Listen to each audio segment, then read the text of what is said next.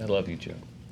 I really hope they caught that. I hope they do too. Good morning, everyone. Happy Tuesday. Welcome back. We're at SJU. We're going to be talking about some streaming wars, some possible acquisitions and deals and mergers and other big words. We're going to be talking some Transformers, and we're going to be talking about some Netflix. Good morning. I've got a crack crew of panelists with me today. I've got my Ed Greer. Ocean's SJU. Yeah, you're right.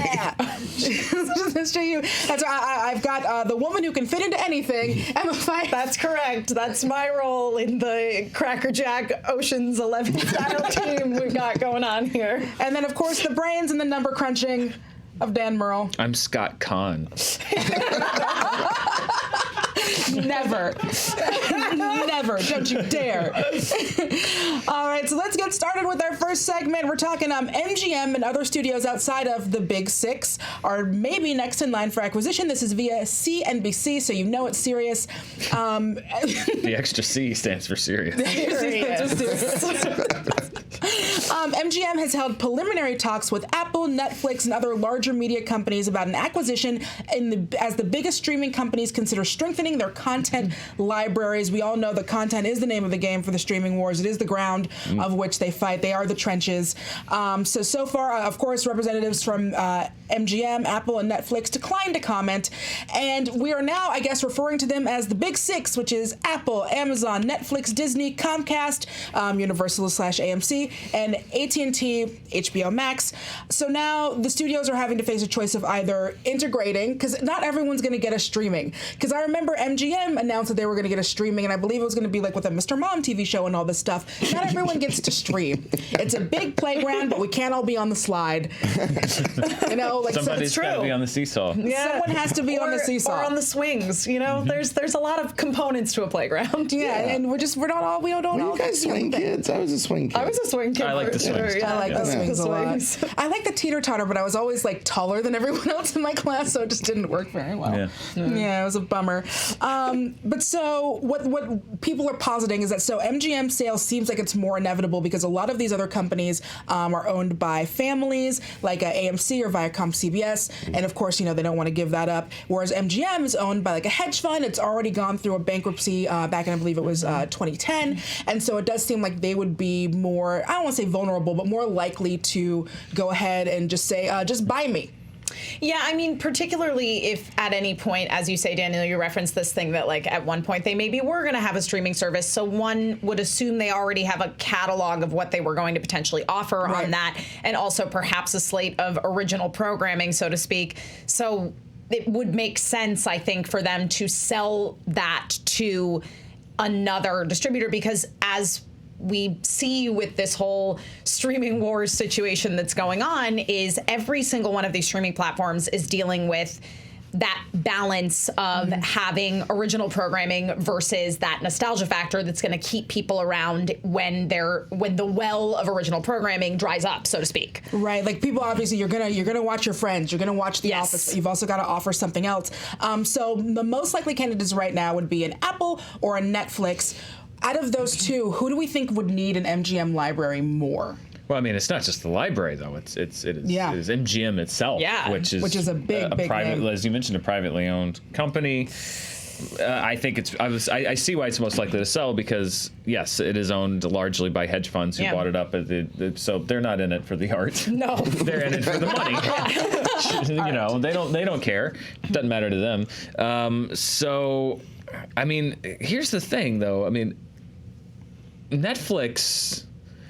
If I'm Netflix, you've got to stop at some point. You've got to, because right? they're so far in debt and they have so much money. And as Roth is very aptly and correct to point out, Netflix is a content service, meaning, and I hate that word, but that's what they make. And there's so much of it. I guess I'm comfortable calling it some of it content. But they don't have, like Apple has computers and phones and tablets, and exactly. And Netflix is just here's what we make. So I think Apple would certainly be, I think, in a better position because they're not. I mean, Netflix is just so in debt. Because Netflix, I think, really capitalizes what's going on in terms of digital media, or is representative of what's going on in digital media in general. It's how do you make money off of that? How do you monetize that? Right. And the answer is, again, as you point out, Dan, Apple's got a heck of a lot else going on for it. They don't just create TV shows, so to speak. I know that every market is different, but look at this industry that we are in right now. We are 10 years past the point, like for a long time, big companies were buying up YouTube channels and personalities, and they were just like, oh, this is popular, we're going to buy it now for a lot of money, or honestly, frankly, for some people, and you can go out there and find the stories, smosh, for get ripped off and for the promise of a lot of money later, which never materializes.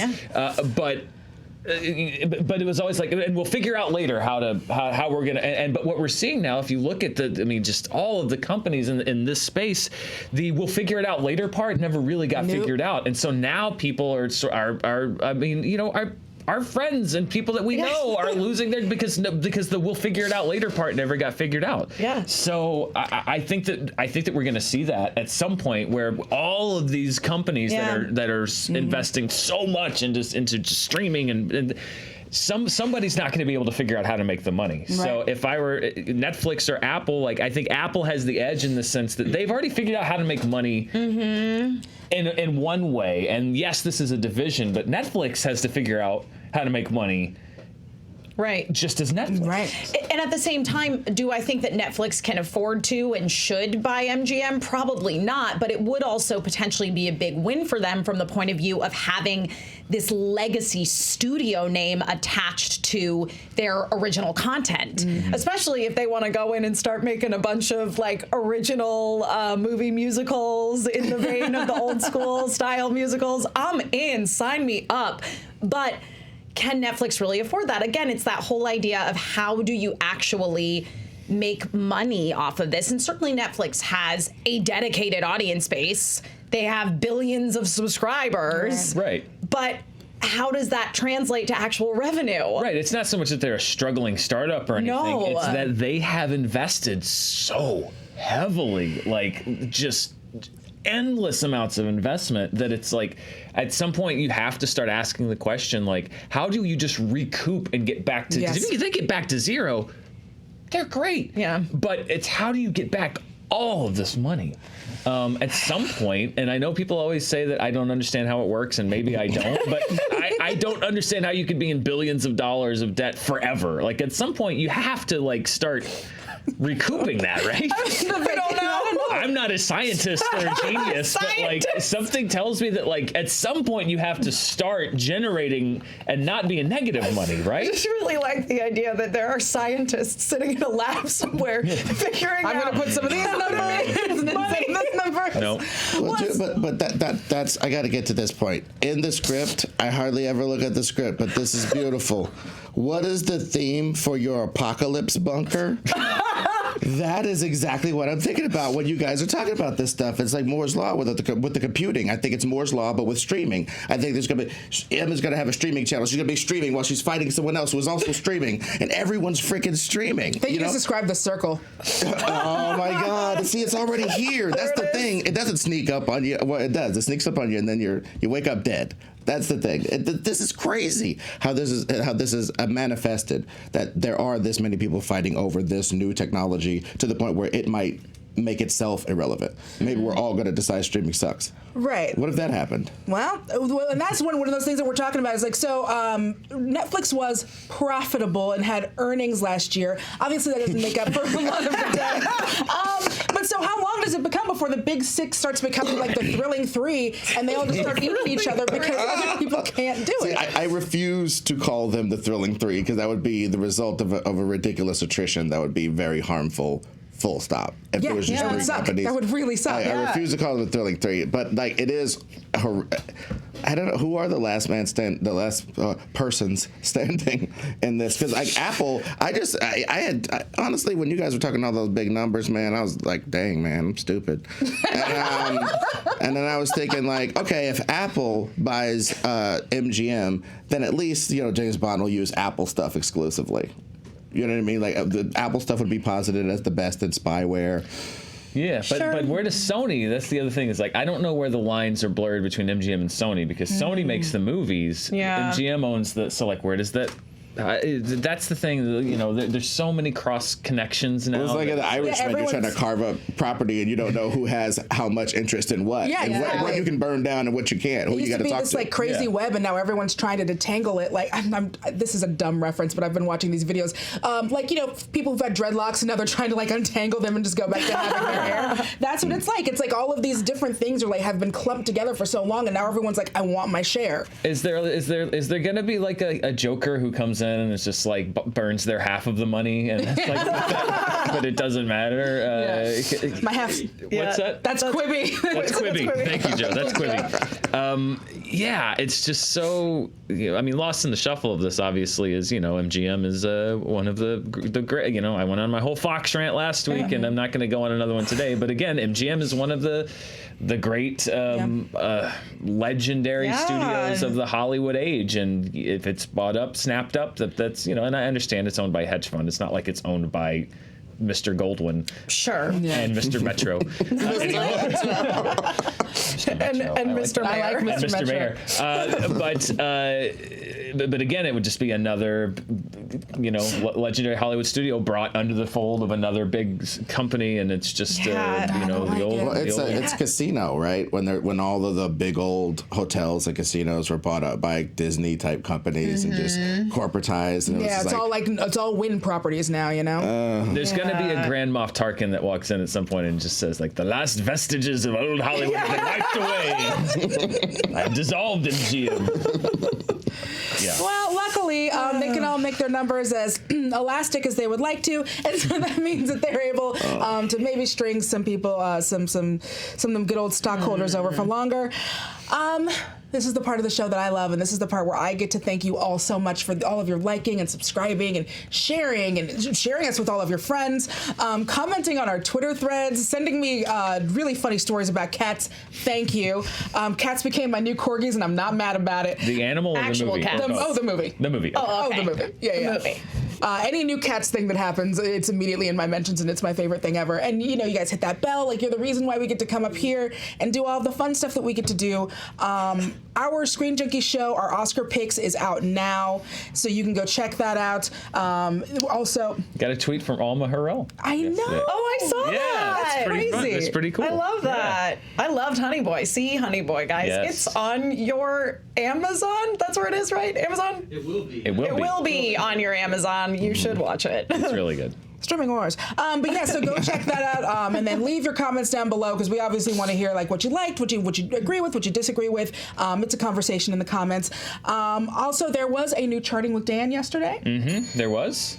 Yeah, it was kind of heavier episode than usual, because we talked about a large chunk of it was, of course, the all of the theaters in China being closed this past weekend, which is one of their biggest movie-going weekends, and the sort of butterfly effect that can have on not just the Chinese film industry, but here in Hollywood, because of dates being delayed and potentially dates being pulled for different movies. So, obviously the human factor is the most important part of this story, but we'd also, we discussed a little bit about just the ramifications of that situation are going to be felt for months. And so we go a little bit into that and what that could mean for movies like Dolittle and Sonic and others that, they're saying that, Deadline was reading a report that, theaters could be closed for a month.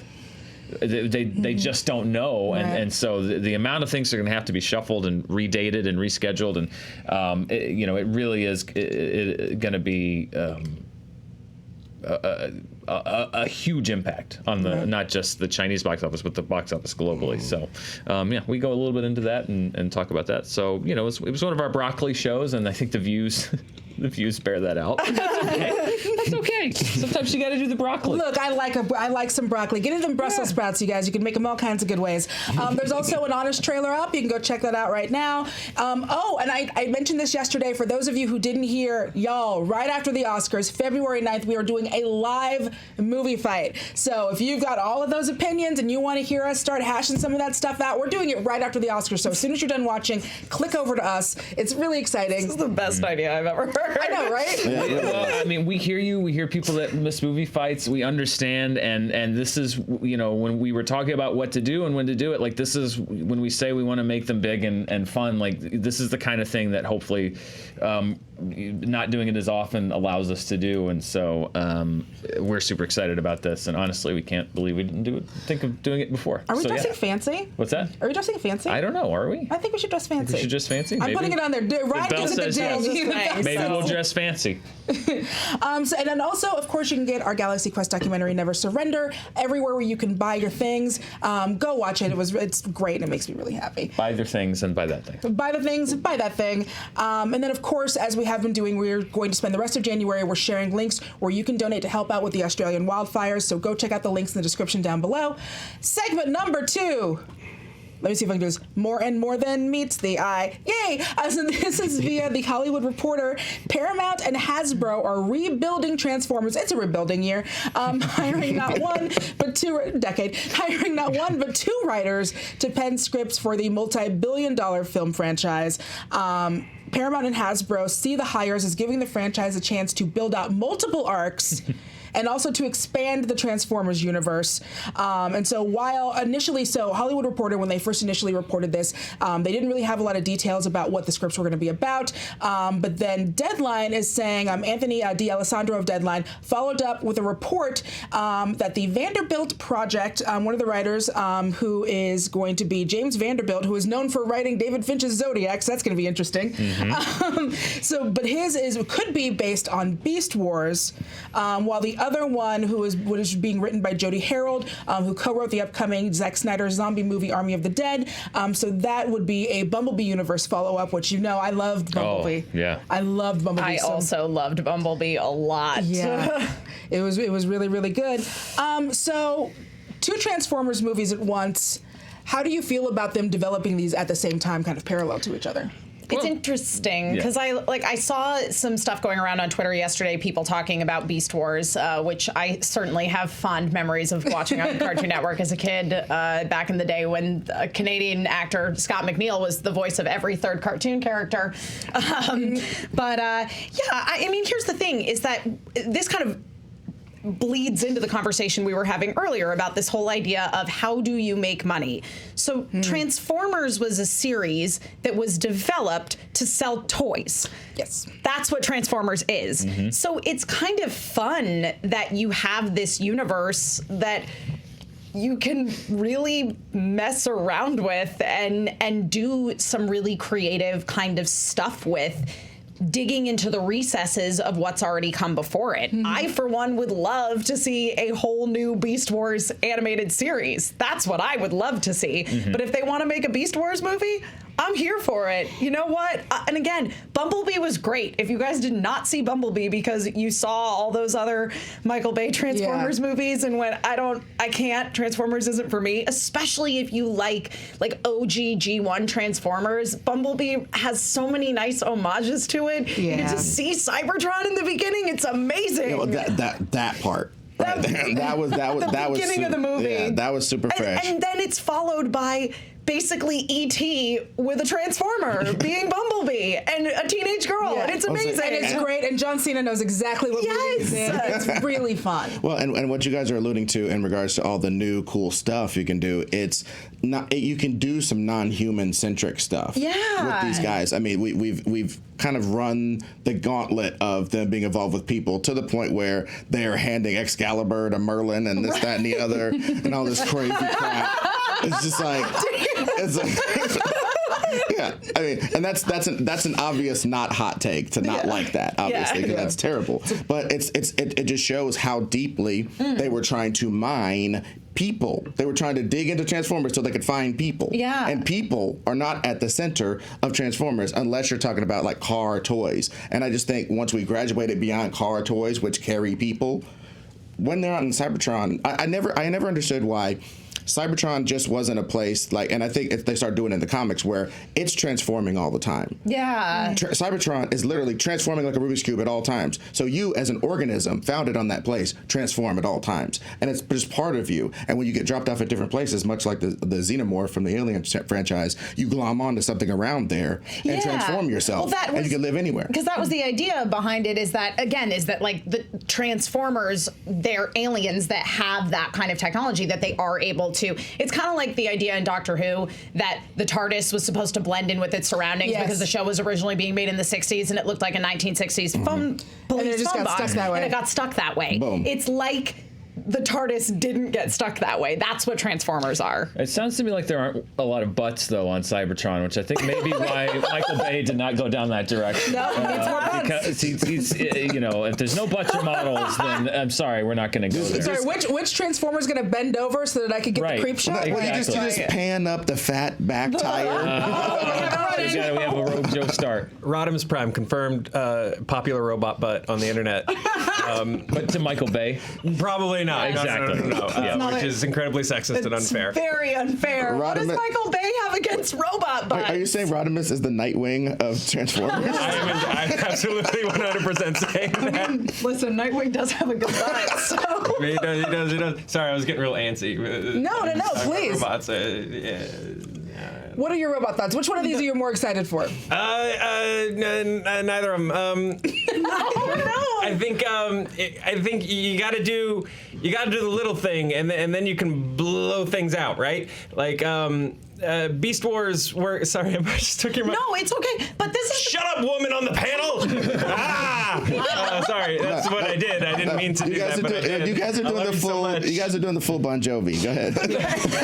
You're halfway there. Do it. Live on this prayer with me, Fyffe. Because Beast Wars, the twist is like it's set after Transformers, and they're like an evolution of Transformers. And the hook for Beast Wars was the fact that they went back in time before the volcano erupted and woke up the Autobots and Decepticons, and that was me as a high schooler going, maybe I will not pay attention to women a little longer and just keep thinking about robots. But yeah, and I agree with you guys on stop the human character focus. Like, if you can't see these characters or if you can't see these things as characters, then it's not worth. You're never going to make a good movie. Well, you're just going to keep doing weird Merlin stuff. And also, if you look at like the track record of the newer Transformers animated series, obviously something like Transformers Prime does feature a bunch of human characters, but ultimately it's really about the Transformers and the humans kind of trying to help them integrate with that. It's really, really good. If you haven't watched Transformers Prime, I don't think it's on Netflix anymore. It was for a long time. It's really good. Hunt it down. But then the subsequent series that's kind of a follow-up to that, Robots in Disguise,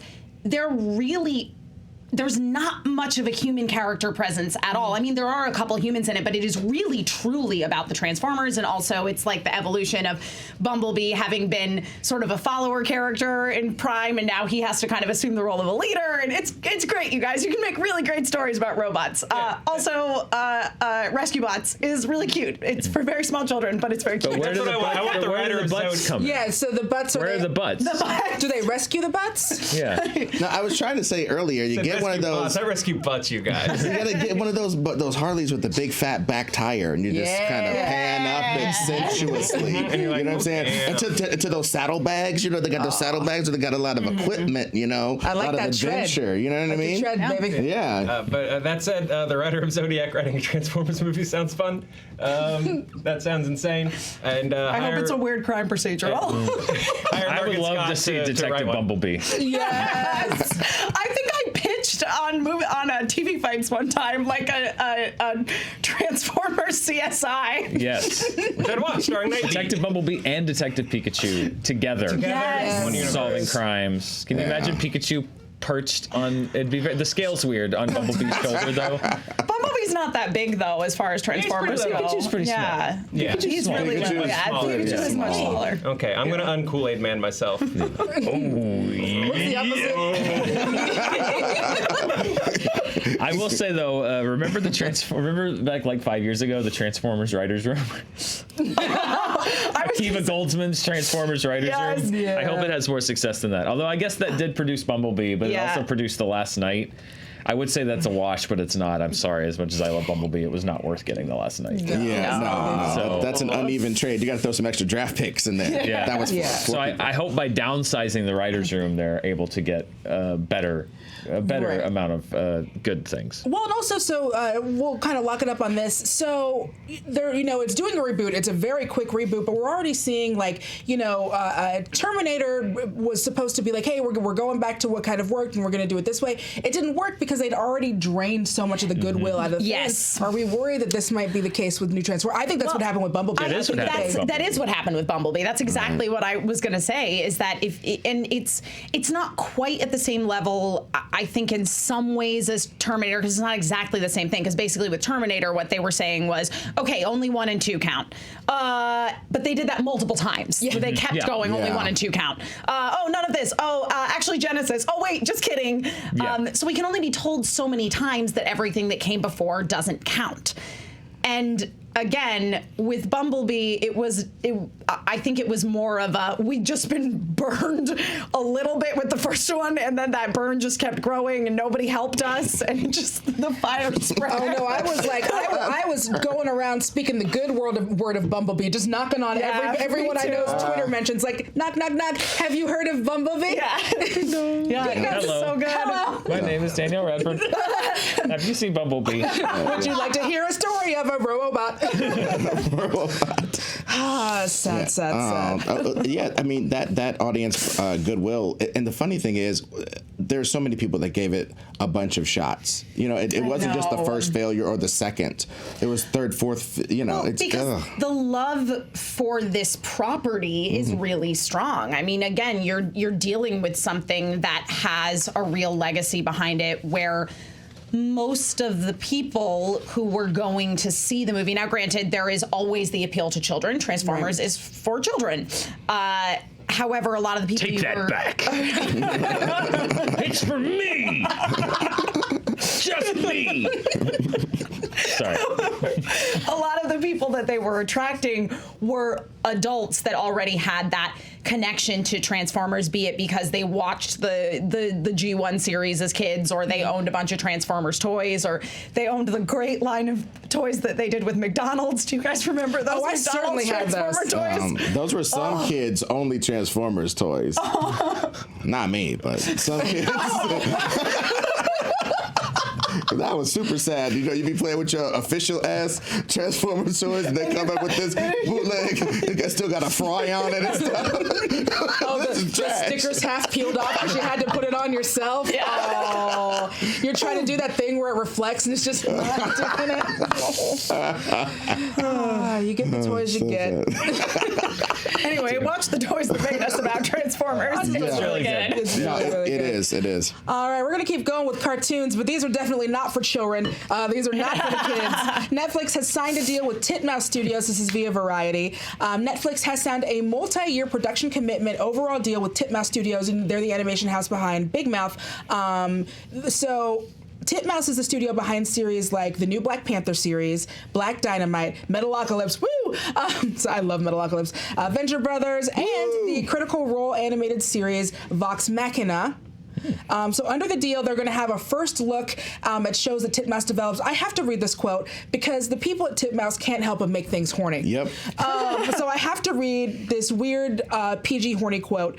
When Netflix asked if we wanted to go steady, we were thrilled. When we asked if it could be an open relationship, they said, yeah, of course. It's the 21st century, kid. That's the only way we'll have it. Now we are friends with benefits, and I couldn't be more stoked. Guys.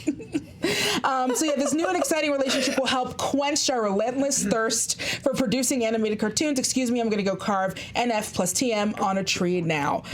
So Netflix is just rounding up all this animation. It's got like your Bojacks and your Big Mouths, a licensing deal with Studio Ghibli. Do we think it would be able to stand up to like the animation power of a Disney Plus at a certain point?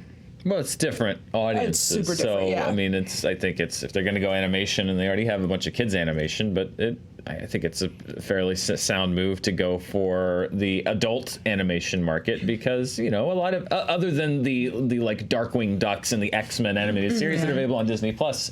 I don't know how much of the new stuff, and they're not really investing that heavily in new animation anyway. No. So I'm not watching anything past Gummy Bears, probably. yeah, exactly. So if you're Netflix, the adult animation market, knowing that Disney Plus is not likely to even want to pursue that direction, it makes sense. You have to fill in the gaps when and where you can. Yeah. Netflix has also been in the market of distributing anime domestically for a while, and are distributing some series that are co-productions with Netflix, like something like A Devilman Crybaby, which you would never see that on Disney Plus.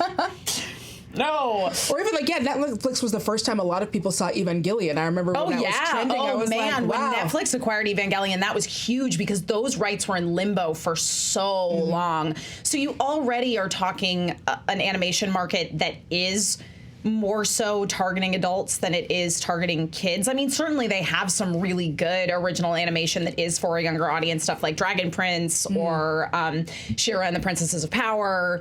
But by and large, I think that their strength lies in marketing to a mature audience.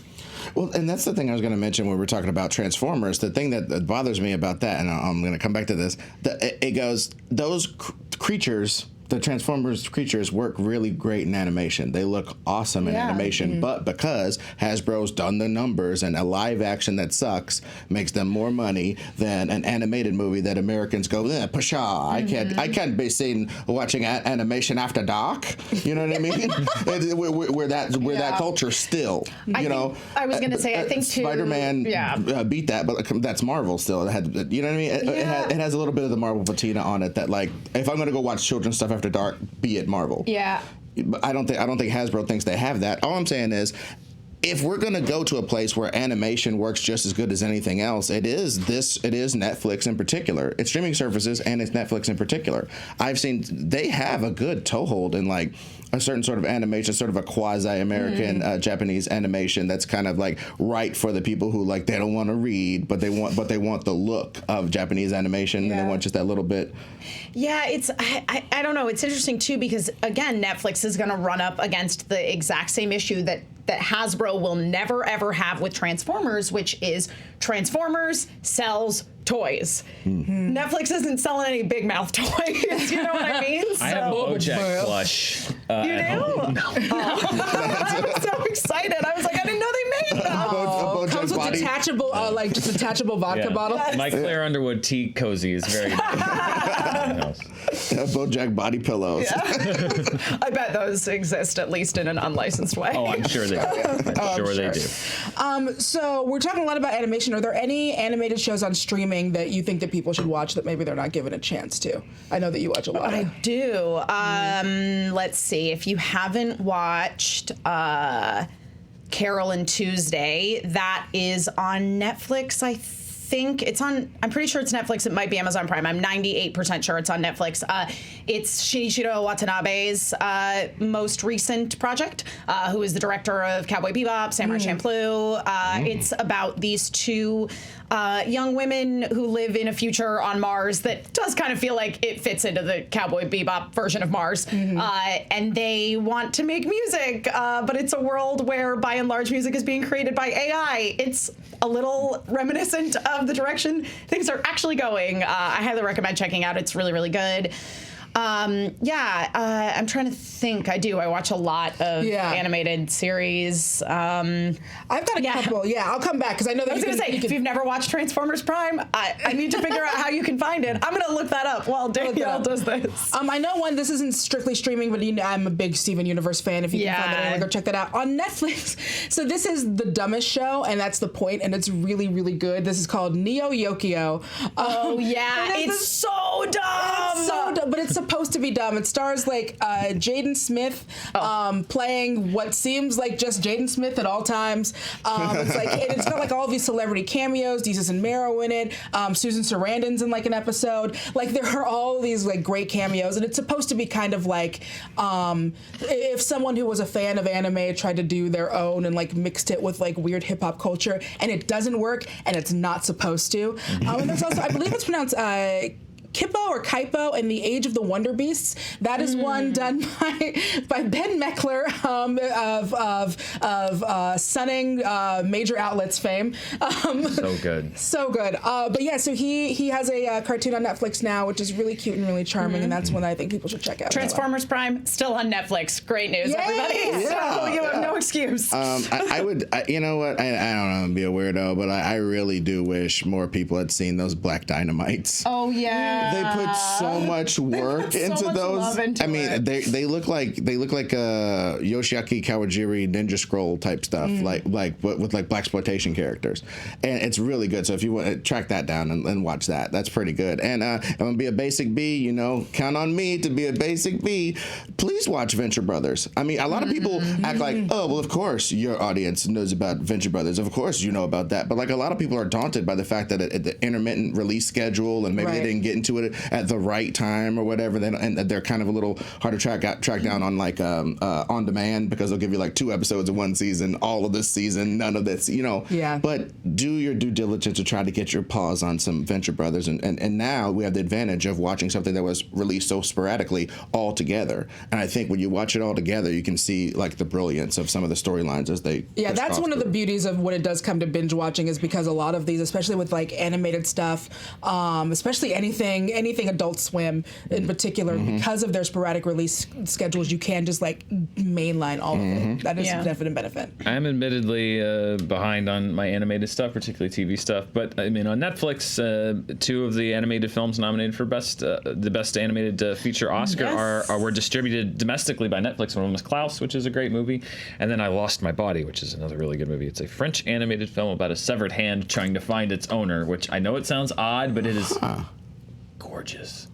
It is beautiful. So both of them are, actually. I was very happy to see them both nominated for Best Animated Feature. Klaus. Yeah. The design in Klaus is like just so amazing, and I know it is in the other movie, but Klaus is like so clean. That is a move actually where I'm glad to see Netflix actually making some investment. I know I made fun of them for making investment, but these are not massive investments. I think this is not buying like a whole studio. I think these are good for the viewer though, because a lot of the animated films and a lot of the foreign films like Atlantics, which you can see on Netflix, which is great. I like that they are buying those as well and sharing them with a wider audience. Even a movie like The Wandering Earth, which is a massive hit in China, Netflix distributed that here. Like that's what I like to see from Netflix, is filling in the gaps of just like the people that are just like, here's some things, foreign films, animated films that other streamers may not pick up, that we're going to pick up and distribute, because it gets them in the Oscar conversation. They led all studios for Oscar nominations this year, largely because they had 2 in the animated film race, because they were the distributor,